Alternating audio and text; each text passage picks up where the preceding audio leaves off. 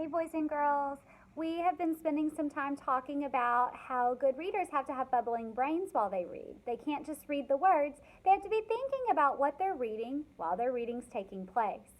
One way that we can be a good reader is to make inferences or to infer.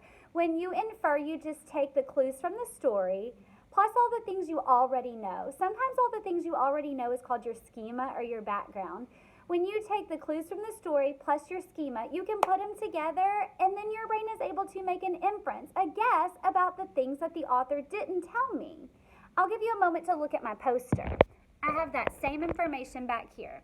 An inference is when you take information from the text plus your background knowledge and schema, and when you put them together, you can equal an inference. An inference is just when you make an inference, you go beyond the author's words and understand what the author has not said to you in the text. We spent some time talking about this in class already, and today we're going to read a book and we're going to be able to make more inferences together. We're going to be able to take clues from the story plus what our brain already knows, and we're going to be able to put them together to make some guesses about what the author was wanting us to know but didn't really say. Today we will be reading a book about friendship. This book is called A Weekend with Wendell, and it is written and illustrated by Kevin Hinkes. Let's look for clues about the story on the back cover. I'm going to read that to you. It says, Sophie's not sure she'll survive a weekend with Wendell. When they play house, Wendell is the mother, the father, and all 5 of the children. Sophie has to be the dog. He pinches her, he steals the whipped cream from her dessert, he even ruins her crayons. But what will happen when Sophie gives Wendell a little taste of his own medicine? Boys and girls, what do you think that means? Give a taste of your own medicine. Have you ever heard anybody say this? When you give somebody a taste of their own medicine, you start treating them how they've been treating you, and then they understand, oh, maybe I wasn't being a good friend after all. It's kind of like the opposite of the golden rule. Let's go ahead and read to hear a lesson about friendship and see if Sophie and Wendell can become friends. On Friday afternoon, Wendell's parents dropped him off at Sophie's house. Wendell's going to spend the weekend with us, said Sophie's mother, while his parents visit his relatives out of town. Oh boy, said Wendell. Sophie didn't say anything. Look at her. The author gave me clues by saying Sophie didn't say anything. And he illustrated and showed me that she's hiding behind his mother's skirt. Are you wondering why Sophie doesn't say anything? What would you predict or infer that she's thinking? For me, boys and girls, I'm thinking she probably knows how bossy Wendell is, and so she just has nothing nice to say, so she's not saying anything at all. That's what I'm inferring. The author didn't tell me that. My smart brain had to tell me that after I heard and saw clues.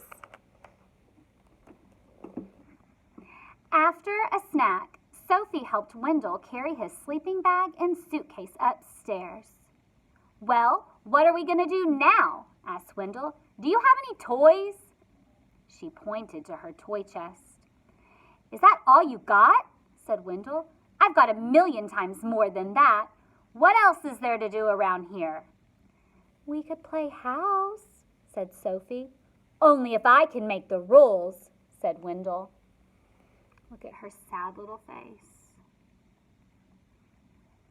These are clues the author's telling us so we can infer and make decisions about the rest of the story. So they played house, and Wendell made the rules. He was the father, the mother, and the 5 children. Sophie was the dog. Then they played hospital. Wendell was the doctor, the nurse, and the patient. Sophie was the desk clerk. Boys and girls, what do you think about these rules that Wendell is making for all of their games? Can you take what you already know about friends who behave like this, plus what you're seeing and hearing in the story, and can you infer what kind of friend he is? I have a good idea of what I would think about Wendell and the friend he is. What are you thinking about his rules? Do you think they're very fair? Do you think he's showing friendship? Do you think Sophie's going to give him a taste of his own medicine and start treating him that way? Or do you think she's going to rise above and continue to be sweet and kind? We'll have to read more to find out. Let's gather more clues. When they pretended they worked in a bakery, Wendell was the baker and Sophie was a sweet roll. Boys and girls, a sweet roll is like a cinnamon roll. Wendell said, "Isn't this fun?" Sophie didn't say anything.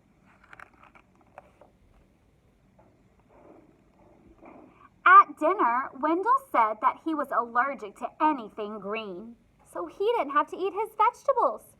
And then, when Sophie wasn't looking, he scooped the whipped cream off of her dessert. "When is Wendell leaving?" whispered Sophie. "Soon," said her mother. "Soon," said her father. Oh, boys and girls, can you guess why Sophie is asking why Wendell is leaving? The author never actually tells us why she asks this. But do you have some good schema, some good ideas in your brain going on that make you know why she's asking this? For me, I think she's asking because she's ready for a break from him. She's wanting to get away from all this negativity and all of his bossiness. After Sophie's parents tucked Sophie in her bed, zipped Wendell in his sleeping bag, and kissed them both, turned off the lights, and Wendell grabbed his flashlight. He shone it right in Sophie's eyes. "See you tomorrow," he said, smiling. Sophie shut her eyes. "I can't wait for Wendell to go home," she said to herself.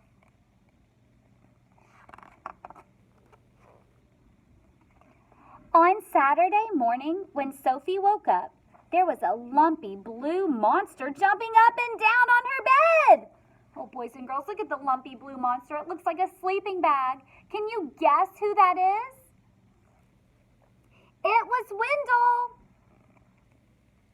She felt something pinch her leg at breakfast. What do you think it is, boys and girls? I see a picture clue. It was Wendell. She heard scary noises coming from the broom closet. Grrr, ooh, and she runs off going, "Ee!" It was Wendell. Wendell used Sophie's crayons and left them out on the porch so they melted. Why would crayons melt on the porch? The author doesn't tell us why. But what do you already know about crayons? What's your schema about them? What do you know about a porch that's outside, especially in our Texas summer heat? They would melt because they got too hot. Did you make that same inference? I'm also wondering, if you were Sophie, how would you handle Wendell in all of these situations? Would you be the bigger person and just keep quiet like she is? Sometimes it's okay to be quiet to keep the peace, but it's never fair for you to let somebody treat you like this over and over and over again. Pause the video and talk with your family about how you would handle a friend like this. Come on back when you're done chatting. At lunch, Wendell finger painted with his peanut butter and jelly sandwich. Oh no, he did it all over the tablecloth. "Isn't this fun?" said Wendell. Sophie didn't say anything. "When is Wendell leaving?" whispered Sophie. "Soon," said her mother. "Soon," said her father. How do you think the parents are feeling about Wendell? The author never really gives their opinion, but can you infer? Can you take what you've already heard from the story, plus what you already know, and can you decide how they're feeling? Sometimes we have to infer the way characters are feeling because the author doesn't actually tell us. At bedtime, when Sophie put her head on her pillow, she heard something crunch. It was a note from Wendell, and it said, "See you tomorrow." Sophie shut her eyes. "I can't wait for Wendell to go home," she said to herself. Look at the picture. This is Wendell. He labeled it. And this is Sophie. Oh my, look, he's going, "Ha ha ha ha ha ha ha." And she's running away screaming. Wow, this picture kind of matches the way he's been treating her. This matches his personality. Before Wendell's parents picked him up on Sunday morning, he tried to make a long-distance call. He's calling and saying, "Is this the North Pole?" Boys and girls, I think the adult mouse is getting aggravated because when you have a home phone like this and you make a long-distance phone call, it's really expensive. A lot of us might not know that because cell phones are so popular nowadays. Let's read the next page. He wrote his name on the bathroom mirror with toothpaste. Oh my goodness. He is a handful. Do you think your parents would invite this friend over to your house to spend the night over and over again? I bet you can make an inference about that. And he gave Sophie a new hairdo with shaving cream. "Hey, want to go outside and help me wash this off?" asked Sophie. "We could play firefighter." "Oh boy," said Wendell. I need to pause there for just a moment because this is a big deal. Sophie has just invited him to play a game that she likes to play. What do you think is going to happen? This is not her usual self. Normally she just keeps quiet, but she invited him to do something that he kind of likes. I wonder what's going to happen. Maybe this is where she's going to give him a taste of his own medicine and treat him as rudely as she's been treated. Let's wait and see. So they played firefighter, and Sophie made the rules. She was the fire chief. Wendell was the burning building. "Isn't this fun?" said Sophie. Wendell didn't say anything. Look carefully at those picture clues that the illustrator's trying to give you. Look at Wendell down here. That would not be very fun. "Do I get to be the fire chief?" asked Wendell.